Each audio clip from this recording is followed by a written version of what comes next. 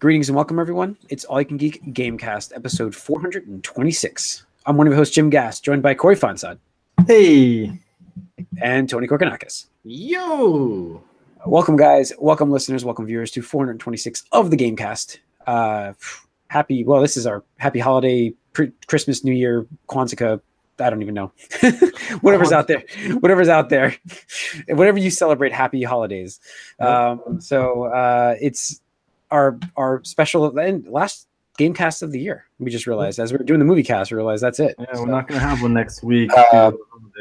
And then if we do have one the week after, as Jim noted, it will be January 1st, right? So yeah, it'll be if we do it again, it'll be the new year. So if we do a New Year's one. So so I just wanted to we have a great topic tonight. We actually just had fun on the movie cast doing bold predictions of 2019. So we're gonna do that for some games.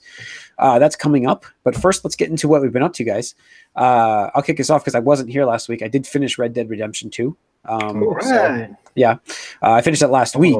All right. Yeah. So clearly not. It's all right. I'll spoil this for you guys. It's not my game of the year. So not that was obvious to you to begin with, I guess, but it was fine. It was then way too long, and it was then the epilogues were not good, in my opinion. I just thought it was useless. I don't know what Mike said about it last week because I think he finished it as well. I think he's saying that he enjoyed it more as he got to towards sure. The ending was fine of the game, and then you play the epilogue, and I'm like, what am I doing? So I'm milking cows here. I'm not trying to spoil it for people, but you milk cows. It's kind of like this game does not respect your time any better as time. No, and so then I started playing Assassin's Creed Odyssey, and I have to say I'm so happy to be back to a video game. Like I'm happy to screw up an assassination, be able to leave the area and walk back and step over dead bodies, and the guys are still just patrolling like nothing happened. And I'm like, okay, this is I like this. This is a video game. Right. So I'm playing that right now. And how far are you in that? About 5 hours, 6 hours in. All right. So a question I have for you, maybe it's still too early, but I know a point of concern you had going into this was that the grind. Read a couple with the grind. Have you seen any of that yet, or no? Not yet. Okay. I think I'm at that cusp. There's supposed to be a lull at like level 10 where you then run into like this slower leveling area, but we'll see. It was I keep seeing this game on people's top game lists for the year, and I'm like, I've got to do this now that Red Dead just failed to impress. So for me, it failed to impress me. So I've got to look at this game too now, because right now there's just two games in my opinion that could be game of the year. That I've played this year. I mean, I'm maybe I forgot something else, but right now it's just two games for me that I know that are neck and neck for game of the year. So I played that, and I've been playing Starlink. I've been playing a bunch of that. I almost said Star Fox. That's why I made sure I say it's Star. You might as well. I mean, it's virtually the same thing. The only thing I hate about the game is that it's not Star Fox, and that so the story is clearly not there for him. And you're just like, you're playing a Star Fox. I'm not playing as these stupid characters in this game. I'm playing as Star Fox with the R-Wing, and like when they try to tell me story, like there's no Star Fox there. You're like, okay, I know he's tacked on and he's kind of integrated, but it was more of like let's put him in here at the end. So like when they go to the actual story, there's nothing about him. I'm like, it would be better if we just had a Star Fox game. But it's a fun game though. It's still fun. So I'm enjoying that. It's a fun little. It's a little easy, but it's like I'm having fun playing Star Fox and flying around the R-Wing, going from planet to space is fun. You mentioned that. We'll bring that. We'll circle back to that. Okay. We'll barrel roll back to that. All right. Yep. So I'm enjoying that, and those are the two big things I played. I haven't gotten to play WWE yet. I finally installed that, but after getting through Red Dead, I'm like, I did want to dive into Assassin's Creed only because of the hype. I should have did a palate cleanse, but I think Starlink is taking care of that. So, cool. So that's pretty much it for me. I think I'm trying to think if I'm forgetting something, but I don't think so. Tony, you want to just roll into that? Yeah, nothing pretty much new for me. Just still playing more Smash Brothers. So much content to that game, even like the challenges and the single player stuff. So the single player stuff I heard is really beefy, like multiple endings. Well, to the story mode, there's like a couple different endings, right? And it's not like hard to go back. You just go back and do something different. It's not like a drastic. Oh, I gotta play this for 5 hours again. But the kind of fun thing about it, and I kind of appreciating it now, is like it has some, and I just want to be careful with this, like don't have a knee-jerk reaction. It has mobile game elements to it in the sense that like there's these things where like you unlock in the single player mode, it's like, hey, this is like Toadette. She's there and she's like, hey, in this world, I'm trying to explore these caverns for treasures and stuff like that. Can you help? Can you send me some of your spirits to help me out? So you give her up to 4 spirits, and what they do is like essentially explore the cave. All you do is assign it, and you're like send them away, and like so like the one for hers, it's like 2 hours, and then after 2 hours, their mission is complete. Kind of like Xenoblade Chronicles had the mercenary missions. Mm-hmm. There's another one that's like even longer and stuff like that. But like it's like okay, like cool. There's like some like all right, I do this, and I step away from the game. And then they come back, and there's something enticing me to come back and play. And they do it in another way, right? They do it another way with dailies, right? The spirit board, where it's like there's these spirits that show up, and you can challenge them directly, and it changes up or resets every 5 to 15 minutes and stuff like that. So it's just it's these small things where I'm like, oh, that's interesting seeing it implemented in this way. It's no microtransaction, BS or anything like that. So. Yeah, I'm really tempted. Like I was never a Smash Bros guy, but I'm really tempted. For me, I'm not. I'm tempted as well. I have the free one waiting. I have to go pick it up still. But I mean, I'm not a big Smash fan either. I just never have been. It's not my platform for fighter, but I love the characters in this game. It's definitely so. And so I mean, at least compared to the last game, there's definitely more meat and potatoes for the single player stuff. Because like I will say, like the single player mode. It is kind of fun because, like, you're just fighting a computer. You don't have to worry about, like, getting demolished by experts online. And there is, like... the online also. Like, we'll get to that? Yeah, I'll get to that in a moment. But the single player, like, it's really cool because it's just, like, a map. It's, kind of like old school, like, I don't know, just, like, go around the map and just, like, encounter fights and challenge them. And like, there's a certain appreciation where it's, like... I think I mentioned it before, like I fought Dr. Wily's spirit, and I had to fight 8 metal Mega Men in a row, which is the 8 robot masters, and then Dr. Mario showed up, which is, like, that's the closest thing that, Dr. Wario. So I was like, okay, that's pretty cool and stuff like that. So it's kind of like, okay, I see what you did there. And especially with the other stuff in the series, like there's a whole segment for the Castlevania stuff, and you're like, that's really cool, actually, the way they do some of these fights. And the boss, there's a lot of bosses in this game, which is like, okay, like this is a fun experience. Corey, for your question, the online, so they already had one patch last week, the first patch for the game. So I will say the online 1v1 haven't had an issue for, I would say 90% of my matches. And I know that the last remaining 10%, somebody's internet was just shitty. And it's unfortunate because, by default, the Switch is Wi-Fi. So if you have a bad connection or a not so good connection, you're just compounding it with the Wi-Fi, right? And you're just making it worse with the Wi-Fi. The 4-player free-for-all or any 4-player mode online was not fun, but I haven't played any of those since then. So it could have been better. I know some people said the patch didn't improve the latency. The one thing that the patch did improve was, and this is one thing I hope they patch completely differently, but the way you go in the online, it's different this time around. So what you do is you set up your parameters for what style of game you want to fight. Whether it's like, I'll just say like, I want like a stock battle, or I want to fight like a time battle. And you can set like items on, items off, stage, like hazards on and off, and then it enters you in the queue. And then it tries to base you with somebody else that's, as close to your preference as possible. But if it doesn't, like, it could just be like, oh, well, now you're in a 4-player free-for-all with items on and stuff like that. And if you're a competitive fighter, it's like, I don't want to play this because it's, not competitive enough. Since the patch, I have not, which is what I'm saying, I haven't had a 4-player free-for-all because I haven't been trying to match it up. I'm just trying to do 1v1s. So in that aspect, that has improved. But I do hope in the next patch, it's just like, here you go, here's a 1v1 like online mode, and here's a 4-player or team battle, like specific queue and stuff like that. So I hope that's how they improve that game. All right. Cool. Anything else, or that's it? Oh, that's it. Right. Corey? So I've been playing a lot of Diablo 3. Nice. I noticed that because I think on Monday, like I was just playing some Smash Brothers because I was working from home on my break, and it's like, tax DK, like Diablo 3. I'm like, the fuck? Like, okay. When you go back down the hole, you just can't get out. I mean, you know me. I love the grind.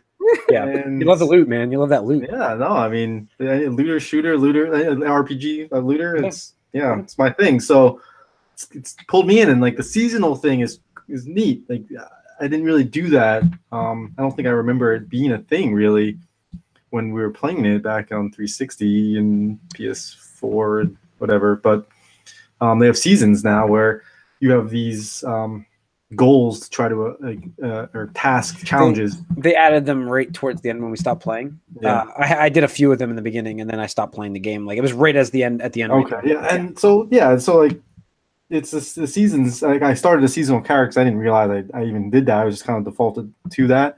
And so like you're trying to do these challenges, and like you get armor pieces, that the green ones, where you get bonuses if you have more of them, the full sets and stuff. So it's been neat, and it makes you play in different ways. And obviously, like I mentioned before, the adventure mode is open right away, so you do not need to touch the story whatsoever. And like I would say, maybe if you haven't ever played the story, go through it once. But if you've already done that, like it's just stupid to have to force you to play through it. So you can just, the game's wide open. I appreciate that, yeah. And yeah, so. And plus, I've never played the Necromancer. Well, I haven't played the Necromancer in Diablo 3 before, so it's neat to see that. I'm having a lot of fun with it. I also got this Kickstarter thing that I kickstarted. Oh, yeah. The Bluetooth adapter for audio. It is a really cool device. So this is it here if you guys are doing the video. It basically just plugs right up into the bottom of your Switch. You hold down the button on the side, and your Bluetooth audio is connected, and you got Bluetooth audio. So does it work as advertised? Yeah, I'm really impressed with it. Also, like they also offer this kickstand thing, which is like I use this now all the time. So I just prop my Switch up on it. No, it just comes with it. It was offered as an add-on. You could get it. Gotcha. It was $10, but I was like, I'll get it. And it's probably I use this all the time now. Cool. So it's been pretty neat. But the Bluetooth audio thing is fantastic. They also have a mic that comes with, so if you want to do like talking online. Oh, so they kind of fix that. Okay, good. So it works really well actually. So just hold the button down. That's called Genki. Yeah, Genki Bluetooth audio thing. Oh, cool. Yep. We're not affiliated with them in any way. I'm just asking, so I'm looking at myself. It's a Kickstarter. Yeah. So it's really cool, and I like that they actually put it in a Switch case. Oh, really? That is pretty cool. That's pretty cool. Yeah. So awesome. Well, I mean, I played Destiny 2. I actually only got to play it for a couple hours this week, and they released the holiday event that they have, so I have to catch up on that. But see how that is. So, all right, let's get into some game news then. Let's talk about the Switch. Kicking it off today with numbers. Yeah. Tony posted this earlier on our Discord. 8.7 million units sold for the Switch, more than 8.7 million units sold, outpacing all of the current generation consoles in the US at this point in time. Yeah. So they are now the fastest selling hardware of this generation to its first 21 months of life. Very impressive numbers from Nintendo on the Switch, and I didn't know how this was going to go this year. Where's the first? Well, you don't know how it's going to go. Like fantasy football, like we have with this follow-up year of like you had some major games drop last year from Nintendo, and it's like this year you don't know what's on the court. You don't know how it's going to go because you're like did they shoot everything out, or is this just like well, I mean that's what it definitely was, because like the first half of the year was so quiet. It was it was like Bayonetta 2 1 and 2 port, which I appreciate, but it's not like a big seller. No, but games you can play somewhere else, right? You had Kirby, which I appreciate Kirby, but it's not again a big system seller. Yeah. And then Nintendo Labo, which is just a completely different market, and then Donkey Kong, I think Tropical Freeze, again another port game you can play somewhere else. And it wasn't until June where it's like, all right, Mirror Tennis Aces, which I like, and I was always going to get that, but like again, not a big system seller, and it's just like. Then Octopath in July. It's like, all right, we're heating up a little bit, but then like, I don't think there's anything in August. No. So it's just like you just kind of had to wait, and it wasn't until Pokemon in November and Smash in December where it's like, okay, these are the big boy games or big girl, whatever you call it, adult games. So we're like, oh shit, like okay, got to get a Switch, because like honestly, I was talking about the Discord. I know at least 5 people that got a Switch within the last like 3 weeks. Where we're just like, oh, dude, I got a Switch, and like asked me for game recommendations or like accessory recommendations and something. I was like, damn, like okay, like people that haven't even had Nintendo systems since maybe like Wii or something like that. So it's like definitely been about a decade or so. So yeah, I do love the fact though that there have been a very good stream of indie titles on the console that fit really well on the console. Like, not that like because it's small, it's just like the portability factor, like the play anywhere factor. Like these indies are kind of like designed for that. Like you don't necessarily need to sit down in front of your 60-inch television and right, exactly, or whatever. And yeah, so and you just like sit on the couch, like huddle up and play a quick game of Towerfall or something. yeah, exactly. So they released some PR. So just some couple tidbits there. Yeah. Nintendo eShop sales have grown 105% over 2017, which is essentially more indie stuff more than coming doubling out it, right? as well. So that's going to be a big part of their business going forward. Evergreen Nintendo Switch games have set new milestones. So Breath of the Wild in just the U.S. more than 4 million units. Mario Kart more than 5 million units. Mario Odyssey 4.7 million units. We did Mario Party this year too, right? Yep. Pokemon Let's Go 2 million and Mario Party 1.4. And that's my brother-in-law brought that over for nice family outing. Yeah. And my nephew and my nieces all like had a blast with it. Yeah, it's honestly it's a fun game. But so Nintendo definitely hitting their stride. They also released PR today that Smash sold in the first 11 days 3 million units in North America alone. So it is going to handily take the crown for the best-selling launch exclusive game ever, beating out Halo 3 back in 2007? Back when 2008. Back when it was good. Yeah, Halo 3. Back when Halo was a big thing and on Mountain Dew bottles and Dorito packages and all that stuff. Well, still on Mountain Dew bottles, but yeah. So all right. That's cool. Yeah, it's good year for them. Let's tie that right into the NPD. And we'll go into some other news after that. So the NPD also was released today, and we got our top list here. The PS4 was the #1 selling hardware console for the month of November, with the Switch doing extremely well. They did what was the stats? Did Matt give more? Yeah. So basically, hardware, all three platforms did more than 1.3 million units. They had some really good deals on all of them too. They did, yeah. That's why. I mean, but for in terms of revenue, it was PS4. No, I'm sorry. Revenue was Switch because they didn't have it was mostly sales. For as Mike would point out. Right. For units, it was PlayStation 4. And Sony couldn't have enough of the, as you know, Spider-Man unit. Right. I've been waiting. I've been waiting for you to walk into that. But honestly, I'm actually the most surprised out of all this. I'm actually surprised the Xbox One managed that many units. Like, I think they're all within like 150,000 units or something like that, and I expect the Xbox One to be way lower than that because like their bundles were just their stride though. Like they're starting to actually offer things that you're not getting anywhere else. This Game Pass service thing is huge. Yeah, no, it is, and I think the Xbox One X is actually doing.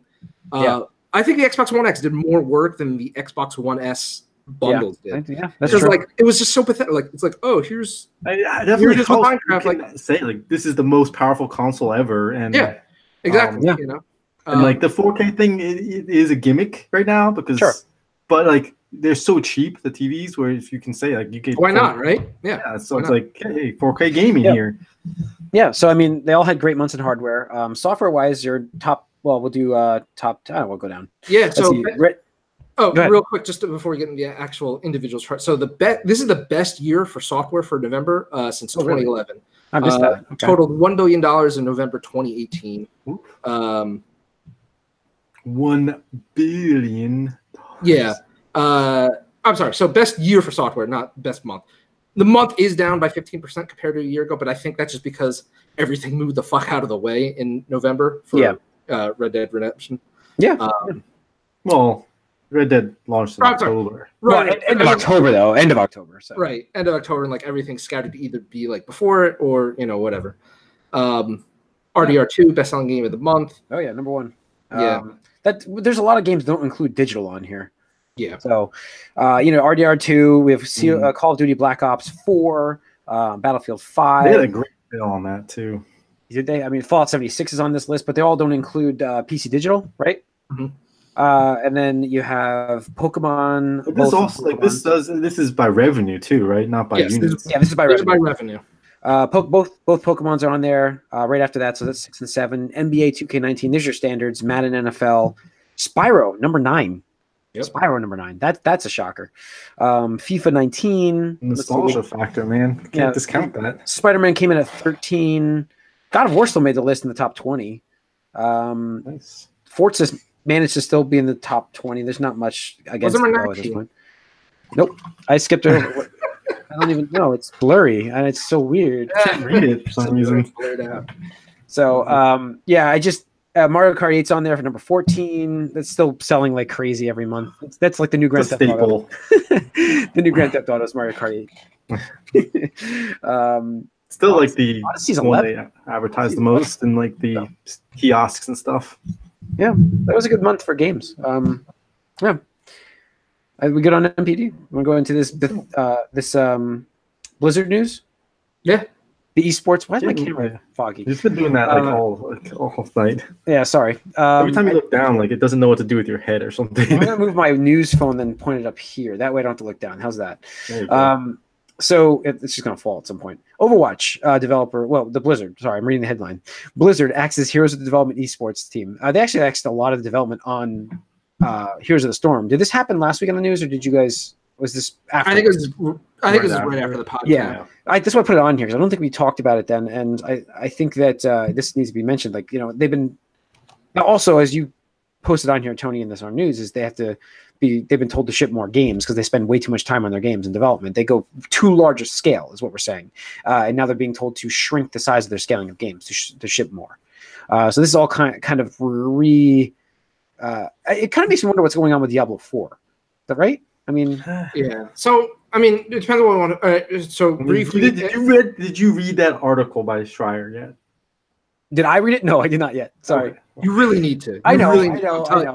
Corey, did you read it? Yeah. I read it. That's an excellent article. Excellent article. It really goes into just the backstory of Diablo 4. Like, it sounds like what it is, what it might be. It's like, right.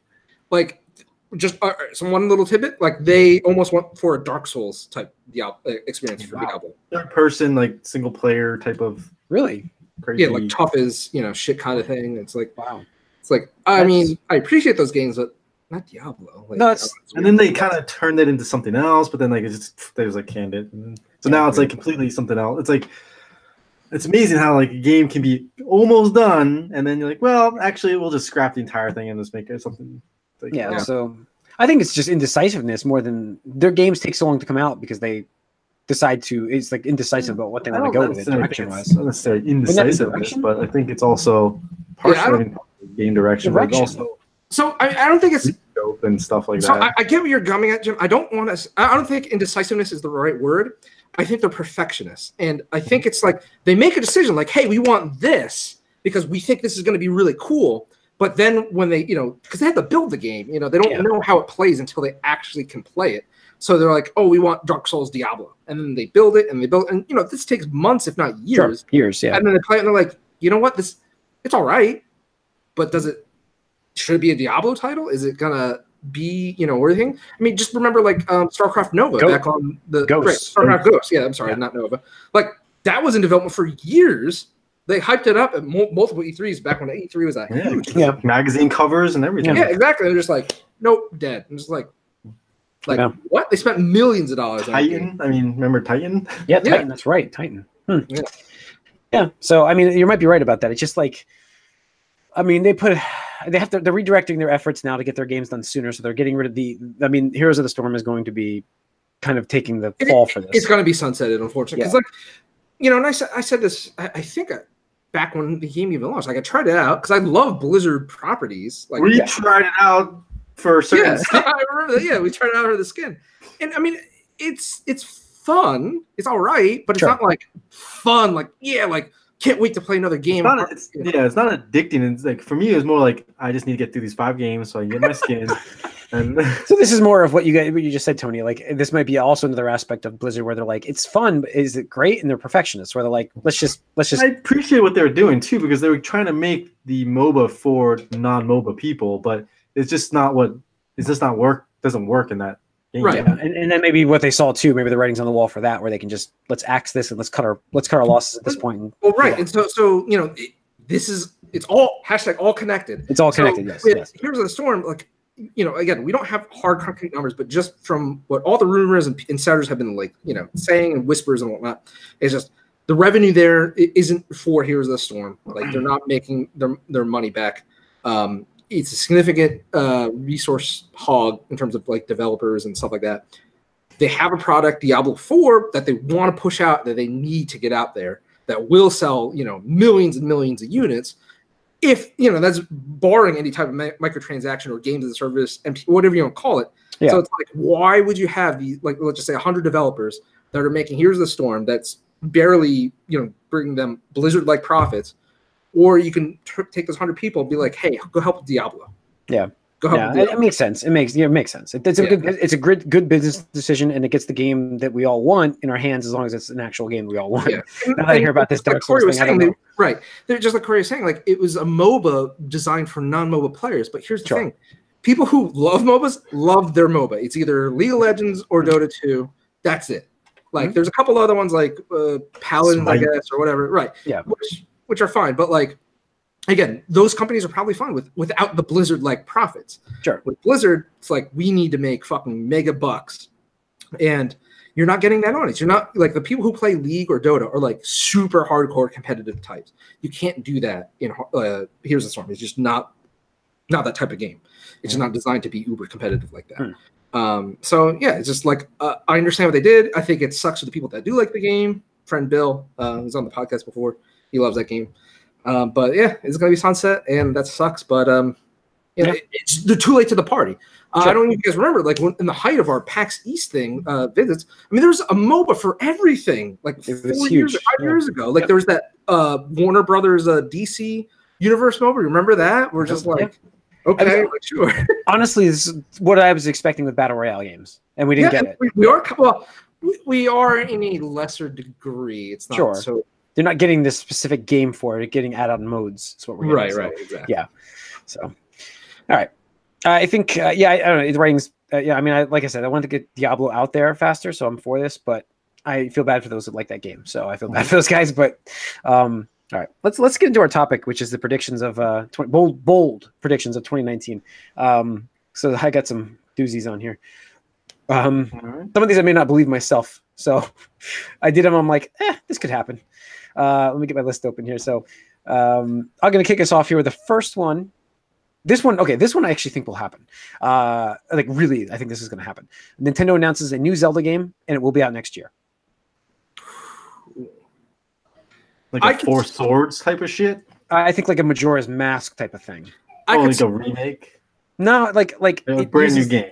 You have the game. You have the Zelda game. Yes, you have a new game, but it's not quite like a full-on new build. So Majora's Mask basically used all the Ocarina of Time assets. Obviously, they made some new stuff, but primarily it was like, hey, this is the Link model, this is the Fairy model, this is the engine, like all those things are the same. Everything's there. Yeah. New dungeons and new bosses and stuff like that. Yep. I could see that. Yes. That's why I'm making that prediction. I think that's my best one on this list.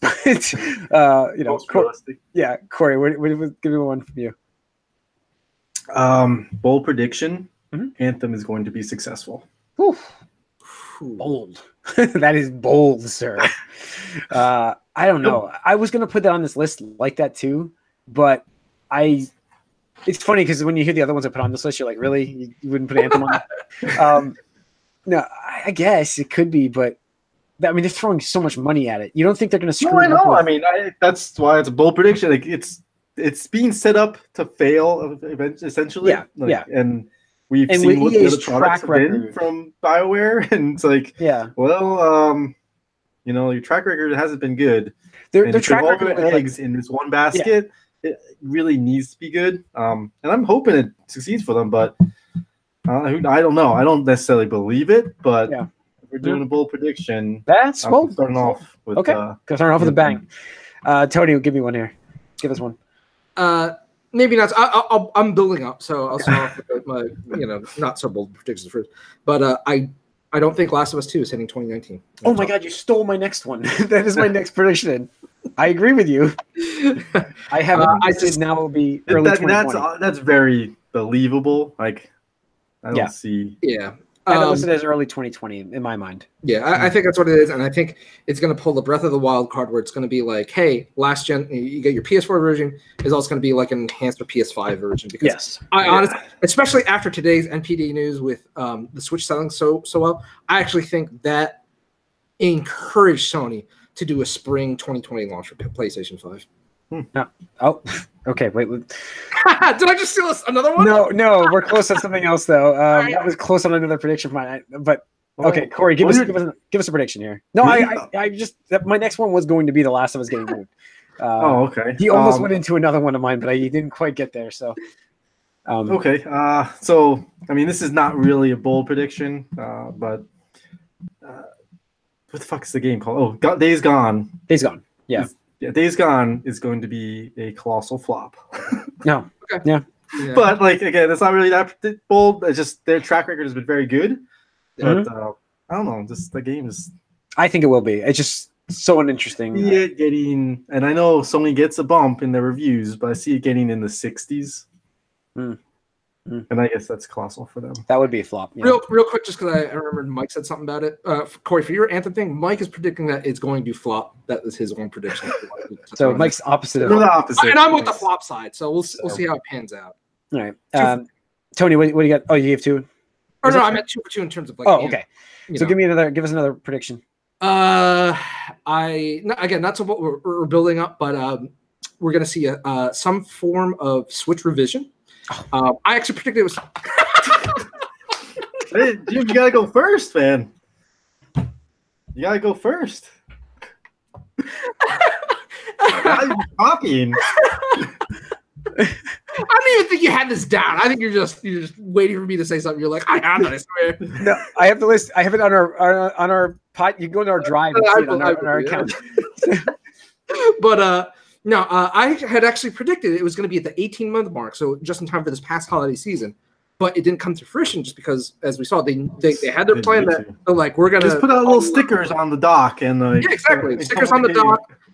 Put a Fortnite sticker, Fortnite for free bundle or whatever sticker, and it's gonna sell millions of units. Fortnite's free, guys. Yeah, exactly. My actual prediction was going to be that we will get a price drop on the current model of the unit, and then a revision on this model with like better battery or smaller, something different. So that was. I'll agree with you there. I think we're going to see some sort of like revision. It's going to come in a couple different ways. So I could see them either price drop for like a slim, I don't know, whatever, slimmer or like better battery life or whatever with a newer version of the Tiger chip or whatever like that. A slight revision.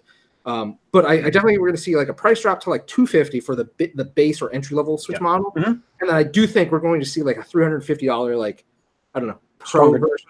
I think a stronger dock, a stronger whatever, just like a more expensive thing because in 2019 we're going to be at like the halfway-ish point of the Nintendo Switch life cycle, and as PlayStation 4 Pro and Xbox One proved, that like just invigorated sales, gave them like a longer tailwind, gave it 2 different price points for audiences. Like you have the budget, sensitive people, and you have the enthusiasts who don't, they'll fucking drop $500 on a system. No problem. So I think you're gonna have those 2 things by the end of 2018.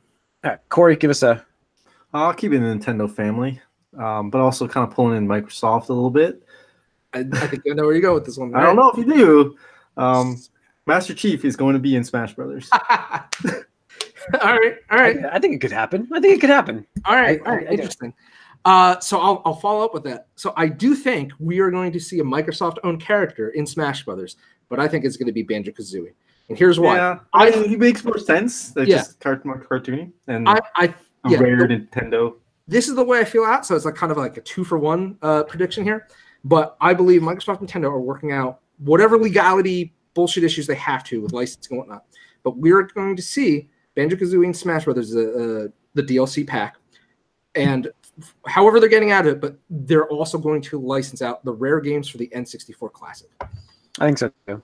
I'm not saying GoldenEye. You think the Nintendo 64 Classic is a thing then? Yes, absolutely. Yeah. I don't know if it's going to be golden because there's issues with other Banjo, Conquer, Perfect Dark, whatever. Microsoft doesn't have any issues with the license. Hey, why don't you take Ghoul? What is that? Ghoulies? Let's throw that on there. I know it wasn't on that. Take it all. Well. That seems pretty likely, actually. I think it would be cool to have the Master Chief on there. I think Microsoft's trying to play nice with Nintendo quite a bit to keep driving it into Sony as more than anything. But I think that could be great. I even think they could. This is even bolder, where you could say that Banjo-Kazooie will come out on Switch. Yeah. And I could see them doing like a remake of Banjo-Kazooie and putting it on Switch. Sure. They would still get their new game on their Xbox. The whole Crash nostalgia that like is killing it right now, and like a superior game like out there like that. Yeah. Sure. Yeah. Let's see what I have. Well, this was the one I had that was close. I have the Xbox will actually have their console full reveal and fall of next year within early 2020 launch. Okay. Because of what Nintendo just pulled with the Switch launching in early in the year, you can do it and be successful. And I think that they like to get ahead of Sony on the market. And I think that, like you said, Sony's going to move their timeline up, but I think Microsoft's going to move it up further. Yeah. Because I was thinking the same thing when you said, I'm like, I was thinking that, but I went with Microsoft as the prediction because of what Sony is probably planning on doing. So that's my prediction there. So next year, I think we get an actual full console reveal in the fall from Microsoft. So, Corey? I got one more. Which we've talked about before and even have a bet on, so it's not really like new or anything. But Persona 5 Complete Edition will not be on Switch. Really? Still, after all I have to stick with it, man. It's our Avengers bet. We have to stick to it. All right, that's fair. That's fair. I'll just take the flip side of that. I am now more sure than ever that Persona 5 Complete Edition will come out on Nintendo Switch because it makes too much business sense. Yeah. It makes too much business sense. All right, Tony, what's another one? Another new one. Let's see. Hold on, I had one. I'm actually out myself, so that was the ones I had. I think the rumors are going to be true that we are going to see a version of an Xbox discless system. Oh yeah. I don't know if it's I don't know if it's a one or if it's their next thing. But Scarlet. The Scarlet. I do feel like they're going to finally be able to cash in on that, but do it in a way that they control the presentation and control the information where it's not just show us that they've learned. Right. Show us that they've learned, because it's like, this is an option. It's not the default, so people can, and you still completely own your product. And so it's like, here's how you still trade your games. Right, exactly. So I think that's a possibility too. Yeah. This is not really a prediction, but more of a question for you guys. Do you think Fortnite can keep its momentum? Oh, yes, that is another one I want to talk about. Fortnite. I actually think we are going to see Fortnite dwindle into. It's already a little bit. I'm just gauging this off of my nephew. He stopped playing Fortnite. Yeah. So I think it reached its peak. I think it's going to still be profitable throughout. Oh, sure. 2019. But here's the thing, and we'll go back to the movie cast. So if you haven't listened to the movie cast, go back and listen to the movie cast. I feel like Epic knows that Fortnite was a flash in the pan, like lightning in a bottle, whatever you want to call it, a fad, if you will. Sure. And they're like, you know what? Well, while we have this momentum, while we have this cash flow, we're going to invest in that Epic game launcher, our Epic game store, so we can get the user base. We can get all these people getting used to logging into this ecosystem now, and selling games. And offer better cash out for developers to get people doing that way. In the absolute wish case scenario that Fortnite just drops, gets snapped out of existence, that nobody's playing it anymore, they still have a backup plan to make money. Unlike what we saw with, was it Paragon? Where they lost money on Paragon. That was it. I just put out all the assets for people. It's like, well, here's millions of dollars worth of assets for free. Yeah. So I think I also agree that Fortnite is it hit its peak. It's on its way down. Yeah, I think it'll still be around. It's going to be around. It's going to be that whole it's always going to be. PUBG is still around. It's just Yeah, it's not what it But was. like, I'm curious. You know, obviously we have no idea, but like, I wonder what that next thing is. You know, we had the MOBAs, we had the battle royales now, and It's coming this- next year. It's just a matter of what it's going to be. It'll be out next year. The next fad. It's just a matter of what it's going to be. Because, like you said, I think Fortnite is declining, and I think we get that replacement of it soon, and that's going to. I do agree though that Epic is planning much better for this than Yeah, I agree. Blue Dead. Hole. What is it? Unknown. So it's like because they do have that block thing, which is pretty neat. Yeah, they have the and they creative do- coming. Yeah. Right, and they do have the non battle royale parts of the game, which everybody just forgot about. So Yeah. you know, and then obviously Epic isn't just Fortnite. So Yeah. All right. Anything else, guys? Bold? I'll just go like completely off the wall. I literally just thought about this, but I think next year we hear about a Mario and Sonic crossover game. all right, Okay. I've like not my an favorite Olympics thing game. Not Olympics. I mean, so here's the thing. I do think that is going to be a thing because 2020 Olympics is in Oh yeah. Japan. Japan, yeah. I think they are Absolutely. moving heaven and earth to get those rights to just do it because it's Mario and Sonic. But I Makes do sense. feel we will get another Mario and Sonic crossover. That'd be cool. A true crossover game. Okay, cool. All right. Oh, you know what we should have done? Some predictions on the fucking Sonic movie in the movie cast. Oh yeah. We can do that in the new year because apparently we're going to get more information in the new year. Man, that thing is like. It's an internet meme now. It's blowing up. Yeah. Better for All right. Yeah. I guess All right, no so- news is bad news. Right. All right. That's going to wrap up 426 of the Gamecast. So thanks for tuning in to all of our Gamecasts and podcasts this year. Since this will be the last one we do this year. Write us podcast at allyoungeek.net. Follow us on Twitter, All You Can Geek. Like us on Facebook. Subscribe if you're watching this on YouTube. Hit the subscribe button. Again, we thank you for listening. Thanks for watching us. We have more great stuff coming to you next year. Our of the year will be again on the 8th, 7th, whatever that Tuesday, Wednesday is that week. We'll do our of the years, and hope you enjoy that, and hope you enjoy all the stuff we brought you this year. And thanks for listening and watching Thanks again. for being Thanks for being Thanks fans. for you. Yes, All right. thank you guys. Yeah, thanks.